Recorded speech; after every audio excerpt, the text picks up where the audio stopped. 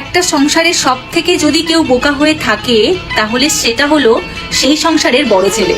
সেই ব্যক্তি সে সারা জীবন সেই সংসারের জন্য করে যাবে, কিন্তু কোনো দাম পায় না। দিনের পর দিন অক্লান্ত পরিশ্রম করে, ছোট ছোট ভাই বোনদেরকে উচ্চশিক্ষায় শিক্ষিত করে, কিন্তু দিন শেষে সেই ভাই বোনরা সেই ভাইকে গরিব বলে, অশিক্ষিত বলে।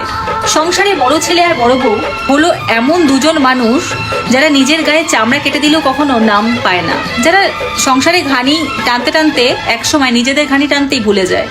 অথচ সেই সংসারের মানুষগুলো দিন শেষে বলবে আমার জন্য কি করেছো। অথচ সংসারে অন্যান্য যে ব্যক্তিরা আছে তারা যদি এক গ্লাস জলও দেয় সেটা 10 বছর পরেও তার নাম থাকে। বড় ছেলে হলো এমন একজন মানুষ, বাবার পরে যদি কারুর একটা স্থান হয়ে থাকে তাহলে সেটা হলো বড় ভাই।